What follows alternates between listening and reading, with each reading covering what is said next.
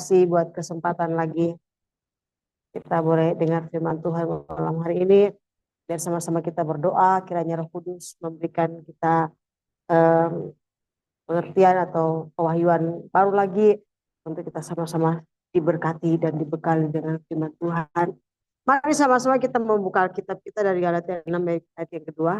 Judul yang saya sudah berikan kepada host, kepada host kami, yakni yaitu bertolong-tolong menanggung beban. Ya, saya akan baca buat kita semua. Galatia pasal yang ke-6 ayat yang kedua, firman Tuhan demikian.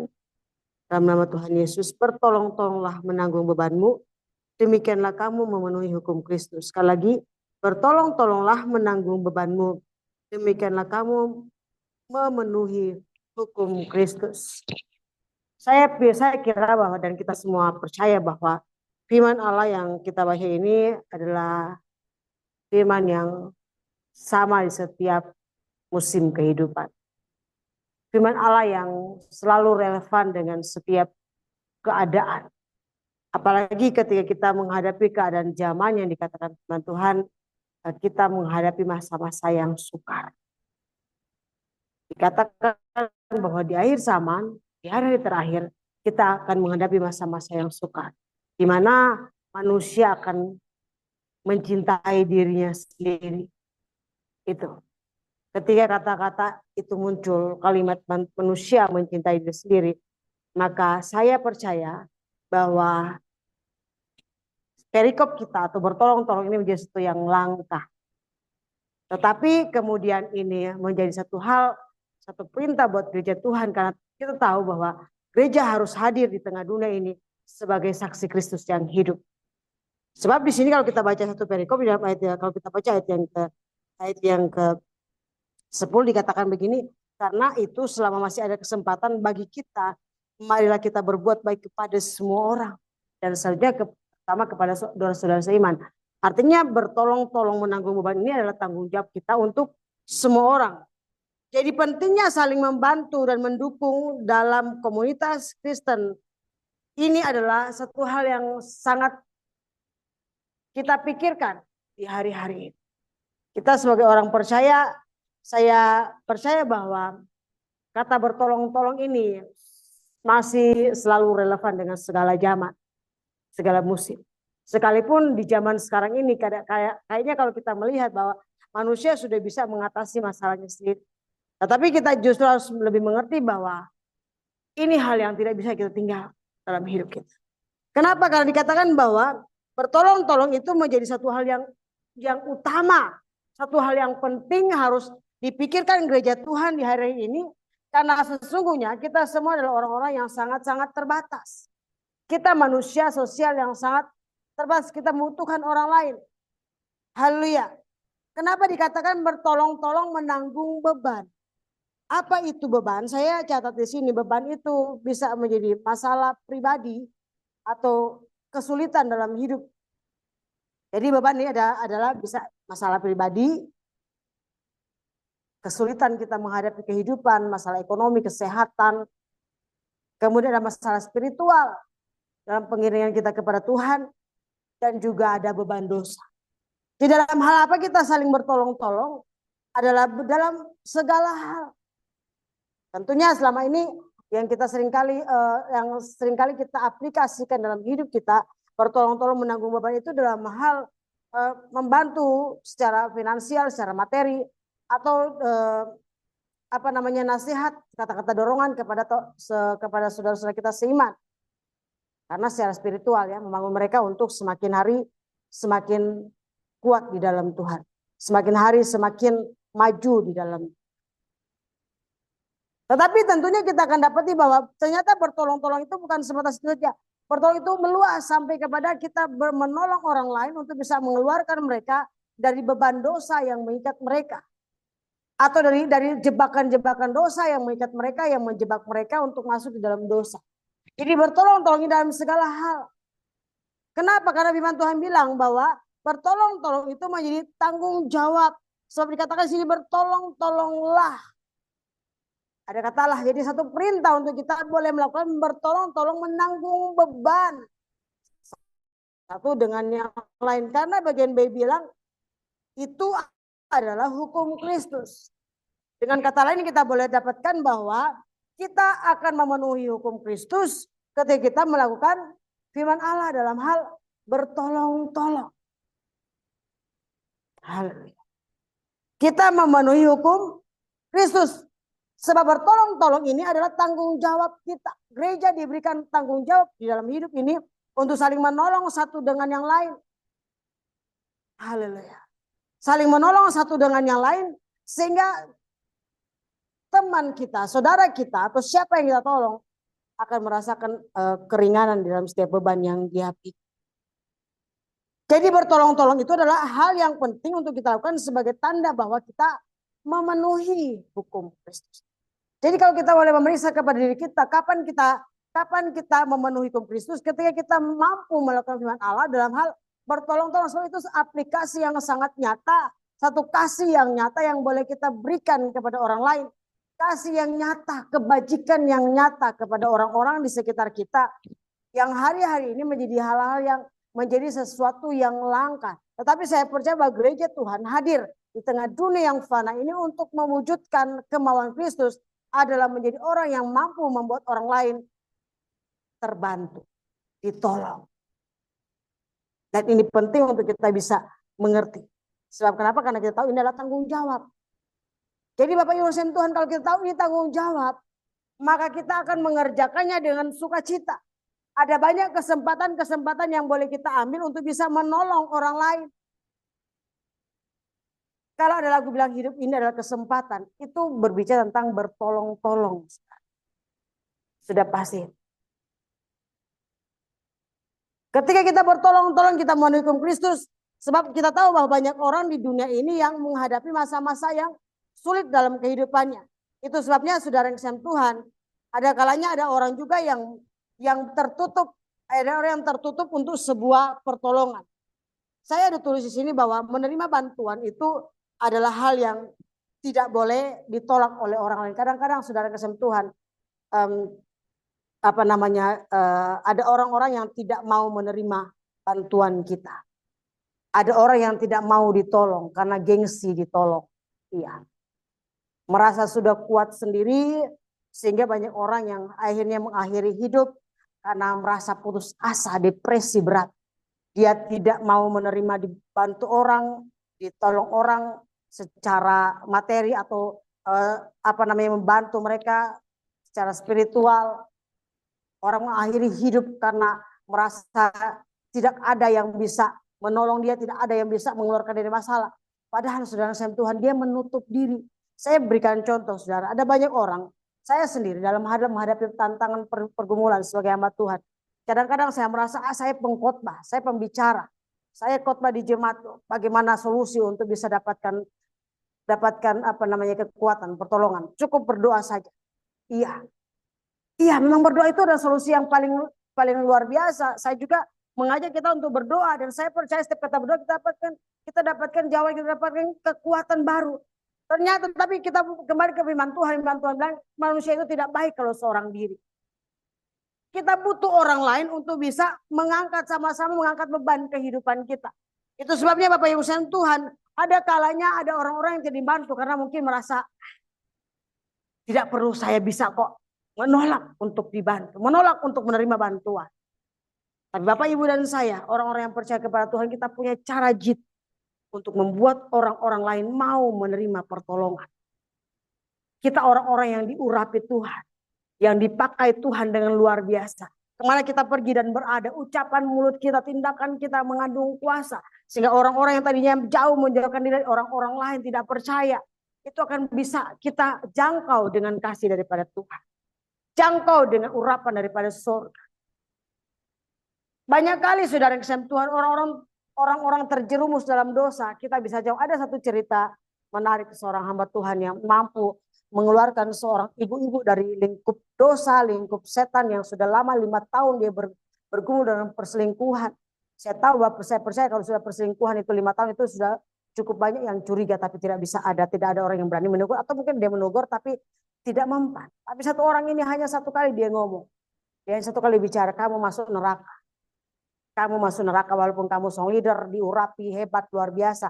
Tapi kalau sikap kamu begini, kamu pasti masuk neraka. Itu kata-kata yang sederhana yang saudara sering keluarkan dan banyak orang sering sampaikan kepada orang yang jatuh dalam dosa, tetapi tidak bertobat.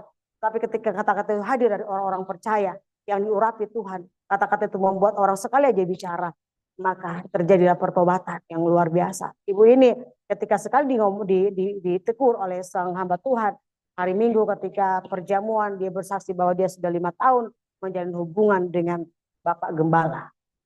Ini kisah nyata. Hari itu juga dia bertobat, padahal itu hal yang memalukan, hal yang aib untuk dirinya sendiri, tapi dia berani bertobat hanya karena apa? Seorang yang berani menegur, yang berani melepaskan dari jeratan iblis, jeratan kuasa perselingkuhan, perzinahan. Dan gereja Tuhan punya tanggung jawab itu. Kadang-kadang kita membuat diri kita dalam posisi aman sehingga bermasa bodoh dengan orang-orang sekitar kita yang memerlukan bantuan kita untuk bisa membuat mereka keluar dari jeratan iblis. Bukan hanya secara finansial itu menjadi pelajaran umum buat kita semua untuk membantu orang itu udah banyak. Tapi untuk membantu mereka yang terikat dengan kuasa kegelapan, dengan kuasa dosa itu hal yang paling harus kita lakukan untuk bisa hal yang membuat mereka keluar dari lingkup jerat iblis. Kadang-kadang orang-orang bilang begini, kamu ngomongin orang, kamu juga begitu. Makanya harus kita hidup dalam Tuhan. Makanya ada firman Tuhan bilang, saya memberitakan Injil. Kita pun berusaha hidup benar supaya kita tidak ditolak. Orang-orang benar yang mengucapkan kebenaran pasti diterima, pasti didengar oleh orang-orang yang mendengar. Kita perlu hadir sebagai orang-orang yang menolong orang lain keluar dari beban dosa yang mengikat kehidupan mereka. Itu tugas gereja Tuhan. Dan kita punya cara, kita punya firman. Itu sebabnya perlunya kita hidup dalam kekudusan. Kita menjadi orang yang menolong orang lain, artinya kita sudah mampu untuk menolong mereka. Hanya kita sudah punya kekuatan, kita sudah punya bekal untuk menolong mereka. Dan kita punya bekal firman Allah dan kekudusan daripada Tuhan yang melingkupi kehidupan kita. Jadi perlu kita menolong orang lain, dan orang lain yang kita tolong itu perlu untuk menerima. Kita punya cara untuk buat mereka terima pertolongan kita. Ada urapan Tuhan. Ada urapan yang mengalir dalam gereja Tuhan. Gereja Tuhan harus hadir sebagai gereja yang diurapi. Hari-hari ini banyak gereja yang banyak orang-orang hanya berpikir bahwa biasa aja. Yang penting sudah ngomong. Tapi gereja yang diurapi sekali ngomong. Ingat Yunus ya.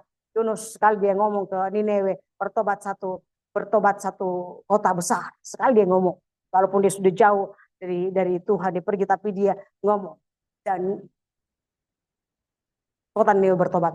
Walaupun pada akhirnya Yunus kecewa dengan pertolongan Tuhan terhadap Nineve. Ya, kita lihat cerita terakhir. Apa yang perlu kita hindari dalam bertolong-tolong? Kita perlu menghindari adalah sikap mementingkan ini yang harus yang nyata. Saya kira kota yang sederhana ini Bapak Ibu seringkali ini membuka kembali pola pikir kita sebagai orang percaya seperti kita sudah mengerti firman Allah. Artinya menghindari sifat atau sikap individualisme, mementingkan diri sendiri. Kalau kita mau menjadi orang-orang yang menolong orang lain itu artinya kita sudah menjadi orang yang siap. Kita sudah punya kepentingan orang lain dalam hidup kita. Kita sudah memegang kepentingan. Jadi kita tidak hanya memikirkan kepentingan kita, tapi kepentingan orang lain. Dan ini hampir hal yang langka, saudara. Ini menjadi seperti sesuatu yang langka. Apalagi zaman sekarang ya, susah cari duit. Itu dikatakan bahwa derita lu, ada istilah derita lu itu urusan lu, bukan urusan gua. Tapi sayangnya tidak untuk gereja. Gereja Tuhan punya tanggung jawab bertolong-tolong untuk tidak mementingkan diri sendiri. Kita diajarkan dan diingatkan firman Allah yang sederhana. Jangan kita terus menjaga sifat, sikap yang mementingkan diri sendiri. Kalau Bapak Ibu baca dalam Filipi 2 yang keempat ini sudah Filipi saya baca buat kita semua, walaupun kita sudah tahu, saya baca buat kita semua. Haleluya, dikatakan firman Tuhan begini. Dan janganlah tiap-tiap orang hanya memperhatikan kepentingannya sendiri, tetapi kepentingan orang lain. Janganlah tiap-tiap orang hanya memperhatikan kepentingannya sendiri, tetapi kepentingan orang lain juga. Dengan kata lain bahwa kepentingan orang lain itu adalah tanggung jawab kita juga, sekalipun tidak semua. Yang jelas sih kita harus kita harus mengerti bahwa di dalam yang kita miliki, di dalam harta, di dalam kepunyaan, di dalam kekuatan yang kita miliki, di dalam otoritas yang kita miliki, kita ada orang lain di dalam sana. Ada gembala di sini di kota saya sini, Kota Batu Raja. Ada jemaat Tuhan yang dia punya tabungan pribadi khusus untuk pekerjaan Tuhan. Jadi ada untuk pekerjaan Tuhan, ada untuk orang. Oh, jadi selain dia memberi persepuluhan ya, maaf, persepuluhan dikasih, persembahan, dia simpan tabungan khusus untuk gereja. Jadi ketika dia nggak tahu, gereja nggak tahu kalau dia simpan tabungan. Ketika gereja butuh sesuatu, dia bilang saya punya, saya sudah sisihkan. Bapak Ibu kasih Tuhan, di dalam harta yang kita miliki pun, di dalam kekuatan yang kita miliki pun, di dalam keberanian yang kita miliki, dalam segala suatu kelebihan yang kita miliki pun, ada punya orang di sana. Jadi jangan hanya mementingkan kepentingan kita sendiri, tetapi kepentingan orang lain. Ayat 6 ayat 14 bilang jangan menahan kasih sayang terhadap orang lain. Coba baca ayat yang 6 ayat yang 14. Jadi orang lain itu yang butuh kasih sayang. Saya bilang begini sama jemaat Tuhan. Kadang-kadang Tuhan sengaja mengirim di sekitar kita orang-orang yang membutuhkan kasih sayang. Kadang-kadang Tuhan sengaja mengirim orang-orang di sekitar kita yang memerlukan perhatian kita dengan cara yang kita tidak sadari. Tapi orang Kristen harus punya kepekaan bahwa Tuhan sedang berbicara kepada saya lewat orang ini. Ayat pasal 6 ayat yang ke-14 Tuhan begini. Siapa menahan kasih sayang terhadap sesamanya melalaikan takut akan Tuhan. Jadi hindari sikap individualisme. Dari kita harus juga memikirkan kepentingan orang lain. Bapak Ibu, ini hal yang luar biasa kalau Bapak Ibu bisa memikirkan. Wah, aduh kasihannya dia belum makan ya. Kita memikirkan, aduh kasihannya anaknya sekolah sudah SMP, mamanya bisa beliin baju. Saya punya kelebihan, saya beliin deh baju gitu. Aduh kasihannya anaknya pengen ini, saya punya kelebihan. Aduh. Jadi kepentingan orang lain kita pikirkan itu hal yang langka Bapak Ibu. Firman Tuhan ini seringkali mengingatkan kita kepada hal-hal yang bagi kita itu penting dan kita merasa itu, punya saya, hak saya. Kalau saya pertahankan itu punya saya. Itu saya benar. Nah, tetapi sayangnya firman Tuhan tidak membenarkan hal itu. Amin.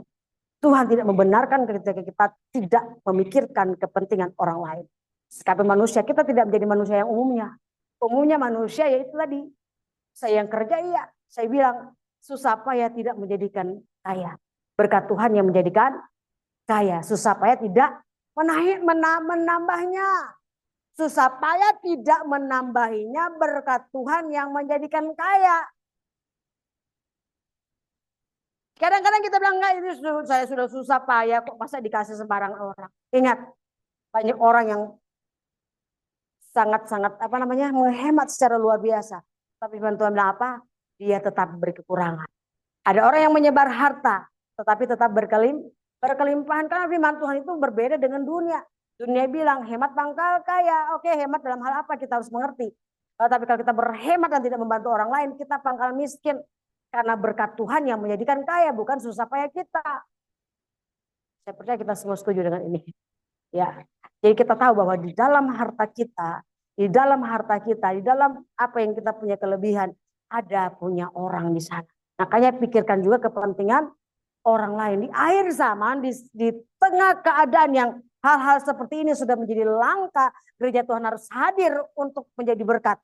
Makanya gereja Tuhan harus ada di dunia. Kita penumpang, kita pendatang. Tujuannya apa? Untuk menjadi berkat bagi dunia, menjadi satu pembeda, menjadi satu mencusuar, menjadi orang bisa lihat. Gereja harus hadir seperti itu. Jadi jangan menahan kasih sayang terhadap orang lain, karena dengan demikian kita dikatakan firman Tuhan tadi, kita melalaikan takut akan Allah. Jadi Bapak Ibu boleh simpel begini. Ketika kita tidak mementingkan kepentingan orang lain, sementara kepentingan itu mendesak dan orang itu tidak mampu, maka kita melalaikan takut akan Tuhan. Amin. Haleluya. Ketika kita memikirkan diri kita sendiri dan mengabaikan perhatian kita terhadap orang-orang lemah, maka kita bukan orang yang takut akan Tuhan. Saya kira kita mengaminkan ini, bukan saya yang bilang, tapi firman Tuhan yang bilang. Kenapa harus kita membantu supaya kita dapatkan ada keseimbangan? Sebab kenapa? Di dalam membantu orang lain kita ada kekuatan, di dalam saling membantu ada kekuatan. Ada kekuatan, ada keseimbangan. Di dalam Kolose 3:14, saudara kasih Tuhan, coba saya buka.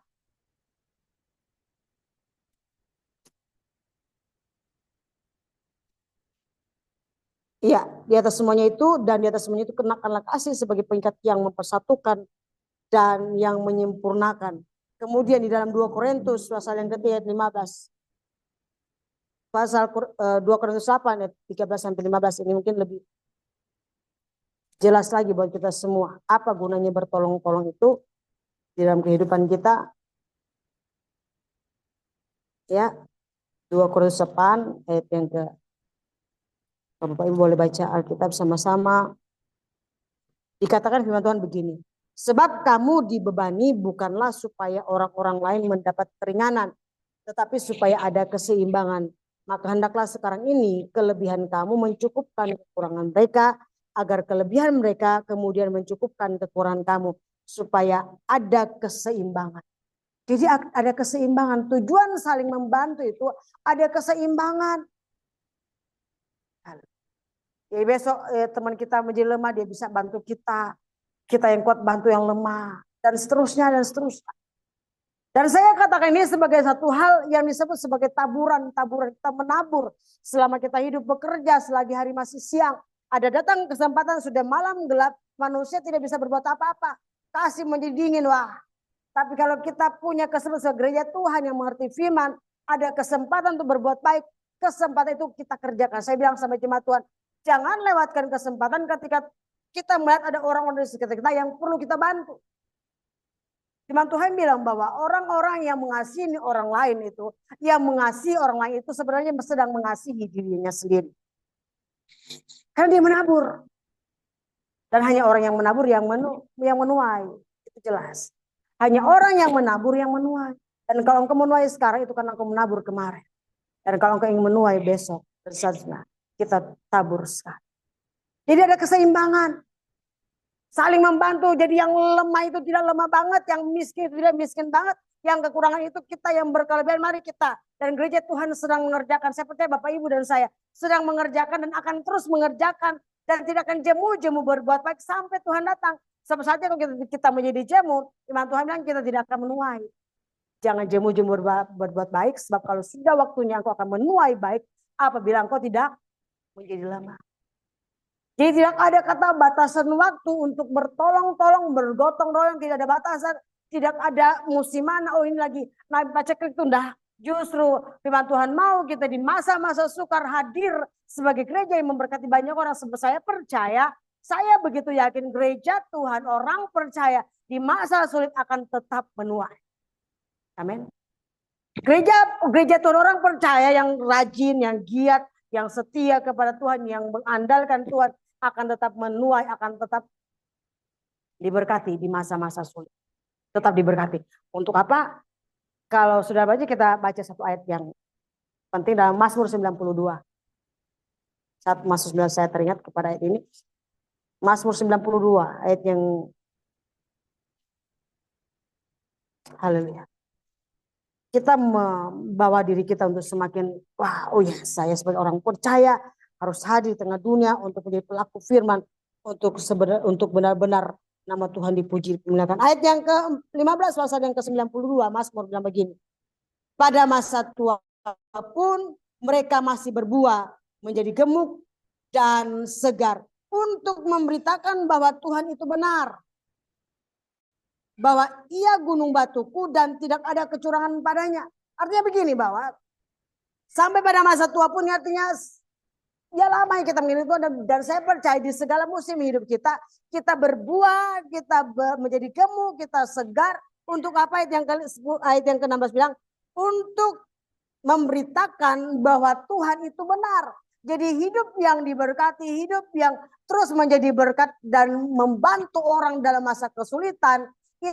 Itu untuk apa? Untuk menyatakan bahwa firman Tuhan itu benar. Amin.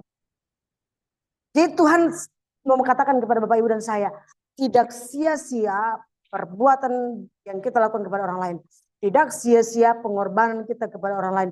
Tidak sia-sia kita melakukan firman Allah. Kenapa Tuhan mau ketika kita melakukan firman Allah dengan baik sepanjang hidup kita sampai tua, sampai Tuhan kehendaki. Dan kita menikmati hasil. Untuk apa? Untuk Tuhan kasih lihat bahwa orang yang dekat dengan Tuhan, yang lakukan firman Allah, yang saling menolong, yang kerjakan firman Allah dengan benar, kerjakan keselamatan, itu akan diberkati supaya orang lihat bahwa firman Tuhan itu benar. Benar juga, benar ya. Benar ya Ibu Jane sudah umur sekian masih diberkati, dulu diberkati. Iya benar dong. Kalau sampai tua kalau kita hidup begitu saja orang bilang katanya ikut Tuhan begini. Akan kelihatan, akan nyata. Dan di bagian terakhir bilang bahwa ia gunung batuku dan tidak ada kecurangan padanya. Artinya apa yang kita tabur pasti kita tuai untuk menyatakan bahwa firman Tuhan itu yes. Bahwa Tuhan itu amin Bapak Ibu. Amin. Saya begitu bersemangat untuk menyatakan. Bagaimana kita bisa mengaplikasikan lagi. Sekarang saudara, saya selalu tuntut gereja Tuhan di tempat ini. Hadir sebagai pribadi yang benar-benar pelaku firman. Saya selalu tuntut gereja Tuhan yang saya layani, jemaat Tuhan yang saya layani. Jadilah pelaku-pelaku firman. Kita hanya sedikit. Tetapi kita yang sedikit harus dikenal banyak orang. Sebagai apa? Pribadi yang berbeda. Kenapa? Pelaku firman. Bukan hanya isi otak dengan kecerdasan firman Allah. Isi otak dengan ayat firman Allah. Tapi kita tidak mengaplikasikan dalam hidup kita. Kalau sudah bertolong-tolong dengan semua orang. Tidak ada orang yang mau menolak. Kalau orang-orang sudah sangat butuh, tidak akan menolak bantuannya. Tidak akan. Mereka akan terima bantuanmu dan mereka kenal sebagai engkau sebagai orang-orang percaya kepada Kristus. Dan kalau itu semua jemaat Tuhan melakukannya, semua jemaat Tuhan mereka bilang, wah orang Kristen semua sama ya. Tapi kalau cuma satu-satu beda. Jadi makanya saya bilang firman Tuhan itu untuk semua, satu untuk semua. Ketika gereja hadir menjadi pelaku firman, Indonesia dipulihkan. Jadi jangan mementingkan diri sendiri. Firman Tuhan yang sederhana sekali Bapak Ibu. Bahkan saya menyampaikan dengan sederhana kepada saudara. Tapi kalau sudah menjabarkan minta Roh Kudus, iya ya Tuhan ya. Kalau saya hadir sebagai pribadi yang benar-benar pelaku firman, ini terang yang bercahaya. Namanya terang di tengah kegelapan itu akan sangat-sangat kelihatan, akan sangat-sangat nyata. Itu sebabnya aplikasikan firman Allah. Hidupi firman Allah. Sebab Tuhan tidak berbohong, Tuhan tidak mau berbohong. Kalau kita lakukan firman Allah kita diberkati, orang akan bilang begini, iya benar ya. Ternyata iya benar firman Allah. Dan yang lain generasi-generasi kita yang di generasi selanjutnya akan melihat bahwa hidup seperti nenek saya. Seperti kakek saya lihat sampai masa tua mereka tetap segar, mereka tetap berbuah-buah, mereka tetap diberkati, mereka tetap bersuka cita. Dan mereka ikut jalan kita. Dan bukannya itu, orang-orang yang di luar yang tidak kenal Tuhan akan datang. Makanya Tuhan bilang, apabila namaku dimuliakan di bumi, aku akan menarik jiwa datang kepadamu. Kapan Tuhan dimuliakan? Ketika pelaku-pelaku firman boleh menghadirkan kehidupan yang indah di tengah dunia yang jahat.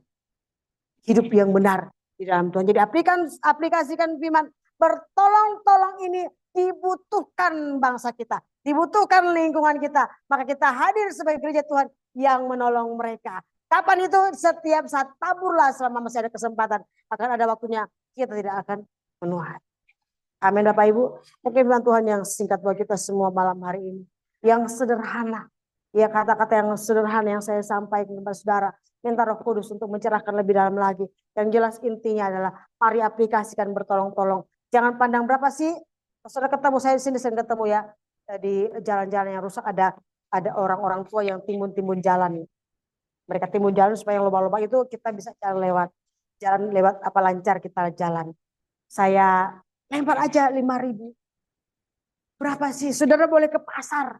Bapak Ibu mungkin sini ada bapak-bapak ya. Ibu ke pasar tuh bapak ke pasar deh. Ketemu dengan nenek-nenek yang jualan sayur. Kasih beli tanpa harus menawar. Kalau dia murah beli aja. Kadang-kadang kita kalau cuma mau kasih duit kan mereka nggak mau. Harga diri dong. Ya kan.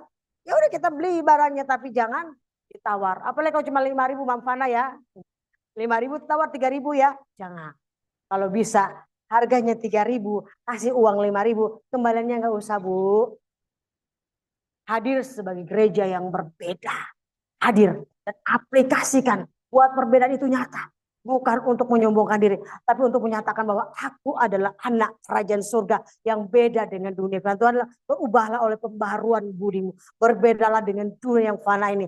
Sebab kita adalah warga kerajaan surga. Satu pengajaran kudus yang benar. Yang luar biasa. Ada pada saudara dan saya. Kalau dunia mencela gereja. Dunia menghakimi gereja. Silakan hadir dengan kebenaran. Maka mereka akan tutup mulut. Mereka dipermalukan karena sikap hidup orang percaya yang kudus tidak bisa dihakimi oleh dunia. Amin. Oleh sebab itu mari kita hadir. Firman Tuhan yang sederhana saya sampaikan. Cukupnya mengingatkan saya dan saudara untuk mari kita memikirkan. Jadi sekarang saya harus memikirkan juga kepentingan tetangga saya yang sebelah sana ya. Aduh, saya lihat anaknya bajunya compang-camping tuh, sementara baju anak saya ada yang bagus-bagus, kasih lah, iya kan? Tapi kadang-kadang orang nggak mau menerima. Tapi orang yang seperti itu banyak kesempatan yang bisa kita buat, banyak sekali. Tapi kita merasa bahwa itu urusannya, sehingga kita pikir itu kan urusan dia. Kita merikin.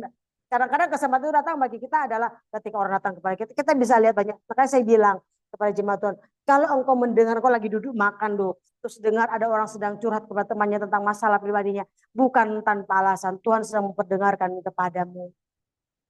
Kalau engkau lihat di jalan, ketika engkau melihat orang ada yang kurang ditolong, bukan tanpa sebab, Tuhan sedang menunjukkan kepadamu, menaburlah. Jangan lewatkan kesempatan itu. Ambil kesempatan itu. Ambil kesempatan itu sebaik mungkin. Pergunakan kesempatan sebaik. Yesus selama di muka bumi tidak pernah melewatkan kesempatannya. Setiap ketemu orang dia pasti tolong. Maka kita hiduplah seperti yang Tuhan. Puji Tuhan buat firman Tuhan malam hari ini. Saya percaya kita semua boleh diberkati dan kembali memikirkan lagi. Oh ya, di dalam hidup saya, di dalam harta saya, di dalam kepentingan saya, ada kepentingan orang lain. Dan saya harus lakukan itu, sebab dengan saya melakukannya, saya memenuhi hukum Kristus. Dan satu lagi, itu adalah tanggung jawab yang Tuhan berikan kepada saya. Amin. Tuhan. Haleluya, puji Tuhan. Luar biasa firman Tuhan pada malam hari ini. Mengingatkan kita supaya kita saling menolong, supaya kita saling membantu satu sama yang lain, karena bertolong-tolongan adalah sifat yang luar biasa yang Tuhan tunjukkan dalam setiap kehidupan kita. Dan biarlah di dalam firman Tuhan ini kita memiliki satu sifat yang sederhana untuk saling menolong satu sama yang lain di dalam menghadapi kesulitan dan di saat kita menolong kesulitan dari sesama kita, pasti berkat yang terlalu luar biasa Tuhan siapkan untuk kita. Dan secara konsisten menggarisbawahi bahwa hidup orang Kristen tidak hanya tentang hubungan vertikal kita dengan Tuhan, tetapi juga hubungan tentang horizontal yang penuh kasih, empati, dan dengan sesama kita saling menolong adalah satu wujud nyata dari iman kita yang hidup. Puji Tuhan, luar biasa firman Tuhan pada malam hari ini. Biar kita dapat aplikasikan di dalam setiap kehidupan kita. Marilah kita saling menolong satu sama yang lain. Puji Tuhan. Selanjutnya saya serahkan kepada WL untuk melanjutkan doa.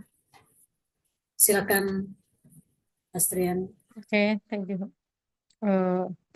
Saya boleh minta untuk doa syafaatnya buat Bapak Andre ya. Ya, Bunda Jaina doa syukur firman dulu, baru lanjut doa syafaat. Oke, kita berdoa bersama-sama. Terima kasih Bapa di surga yang maha baik. Kami percaya Engkau inginkan sesuatu yang lebih dari kami. Sesuatu yang berguna bagi masyarakat. Kami adalah Bapa yang baik bahwa kami boleh menjadi pelaku-pelaku. Roh Kudus terus hadir dalam hidup kami. Mampukan kami dan buat kami bersuka cita melakukan firman Allah. Buat kami bergembira melakukan firman Allah. So kami tahu dengan damai sejahtera yang Kau berikan kepada kami akan melakukannya dengan sukacita yang daripada Tuhan. Itu sebabnya Tuhan Yesus berkati kami semua, beri kesehatan, kekuatan, supaya kami juga bisa memberkati banyak. Terima kasih Tuhan buat firman-Mu Tuhan, biar firman termeterai dalam hidup kami semua, hati pikiran kami siap dan kami menjadi pelaku-pelaku firman. Kami bersyukur buat firman-Mu dalam nama Yesus. Amin.